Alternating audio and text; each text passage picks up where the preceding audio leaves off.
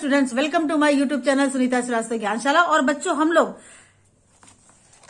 विज्ञान भारती क्लास 2 कक्षा 7 की कार्य पुस्तिका को प्रारंभ कर चुके हो और इकाई 1 कर चुके थे और आज हम लोग करेंगे इकाई 2। तो बच्चों तैयार हो गए आप लोग? इकाई 2 रेशों से वस्तु तक आप बुक में विज्ञान की बहुत अच्छे से इसको पढ़ भी चुके हैं और यहाँ पर आपको एक और मौका मिला है कि आप उस लेसन से संबंधित प्रश्नों को और ज्यादा कर सके। तो यहाँ पर बच्चों में स्टार्ट करते हैं। सबसे पहले वस्तु की सबसे छोटी इकाई तंतु कहलाती है।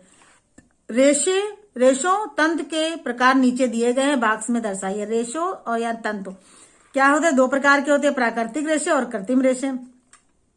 प्राकृतिक रेशे पुनः 2 प्रकार के होते हैं, जांतव रेशे और पादप रेशे। तो हम यहाँ पर क्या भर देंगे? जांतव रेशे, यानी जंतुओं से प्राप्त होने वाले रेशों को जांतव रेशे कहते हैं और पौधों से प्राप्त होने वाले रेशों को क्या कहते हैं? पादप रेशे कहते हैं। और कृत्रिम रेशे कौन से रेशे हैं?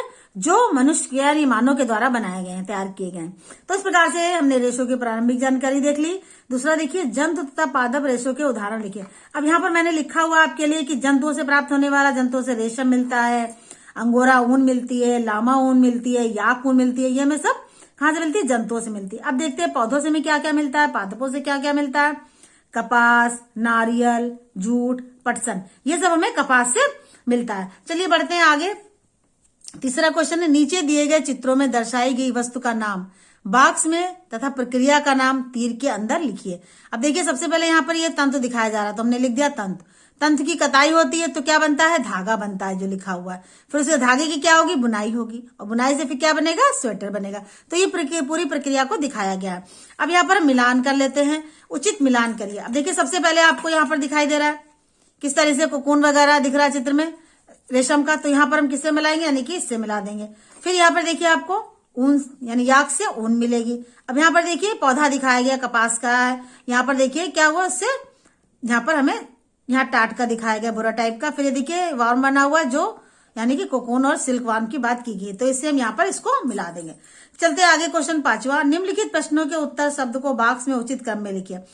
यहाँ पर आपको क्या करना है? भरना है। जंतुओं से प्राप्त रेशों की गंदगी व चिकनाई को हटाना। बच्चों हम जानते हैं जब रेशों से, जंतुओं से हम रेशे प्राप्त करते हैं कितने गंदे होते हैं। इनकी चिकनाई को हटाने की क्रिया को हम जानते हैं क्या कहते हैं? अभिमार्जन।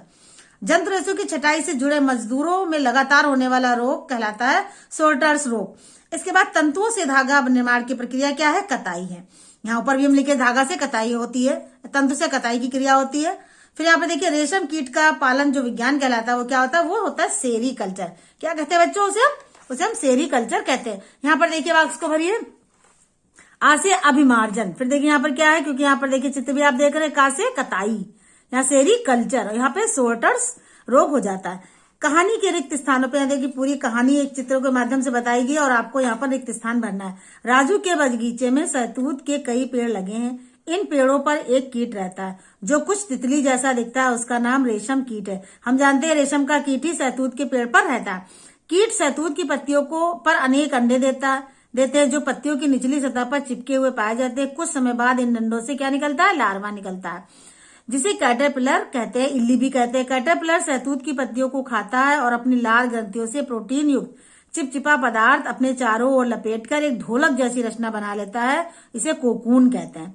क्या कहते हैं? उसे कोकून कहते हैं, क्योंकि जो लार्वा होता है उसी में वो ग्रंथि पाई जाती है जिससे लसलसा पदार्थ होता है और वो पदार्थ जो होता है वो लार्वा के चारों ओर चिपकता जाता है, हवा में सूख जाता है, प्रोटीन से युक्त होता है। उसे हम कोकून का, फिर वो कोकून का निर्माण कर लेता है। इससे ही रेशम का धागा प्राप्त किया जाता है। रेशम का धागा न निकालने पर कुछ समय बाद इस रचना को गलाकर वयस्क कीट बाहर निकल आता है। इस प्रकार इस कीट का जीवन चक्र चलता रहता है। जैसे यहाँ पर देखिए शहतूत के पत्ते पर अंडे हैं, फिर इस शहतूत की पत्ती पर जब अंडे, फिर उसके क्या हुआ? अंडों से फिर लार्वा बना, लार्वा शहतूत की पत्ती दिखाई गया और फिर उस कोकून, ये कोकून है, कोकून से फिर क्या हुआ? फिर यहाँ पर वो वयस्क कीट बन गया। तो वयस्क कीट बनने से पहले जब हमें रेशम निकालना होता है तो हम क्या करते हैं? तो फिर उसको गर्म पानी में उबालते हैं और पूरी प्रक्रिया है जो आप पढ़ भी चुके हैं। अगला प्रश्न देखिए, रेशम कीट का जीवन चक्र बनाकर रंग भरिए। बच्चों रेशम कीट का जीवन चक्र आपकी बुक में विज्ञान भारती 2 में पेज नंबर 12 पर दिया है, जिसे आपको करना है और खूब अच्छे से बनाकर उसे आप रंगना और मुझे फिर दिखाना भी कि मैंने यह काम किया। तो चलिए आगे बढ़ते बच्चों। क्वेश्चन नंबर 8 देखिए, भेड़ के बाल से ऊन प्राप्त करने के निश्चित क्रम को बॉक्स में लिखिए। भेड़ से सबसे पहले क्या करेंगे? बालों की कटाई होगी, फिर चिकनाई वगैरह हटाने के लिए अभिमार्जन क्रिया जो भी आपने खाली जगह में पढ़ा, फिर छटाई होगी, फिर उसकी कताई करेंगे, वह रंग करेंगे, उसमें फिर ऊनी धागा हम उससे बना लेंगे। यहाँ पर देखिए निम्नलिखित चित्र को स्पष्ट करने वाले 3-3 वाक्य लिखिए। आपके 3 चित्र दिखाए गए हैं और आपको पहचानना है कि चित्र कहाँ के, फिर उनसे संबंधित आपको यहाँ पर वाक्य लिखने हैं 3-3। तो सबसे पहले हमें दिख रहा है कि रेशम के कीट का लार्वा है, तो हम क्या लिखेंगे, ये चित्र रेशम के कीट के लार्वा का है। इसे इल्ली या कैटरपिलर कहा जाता है।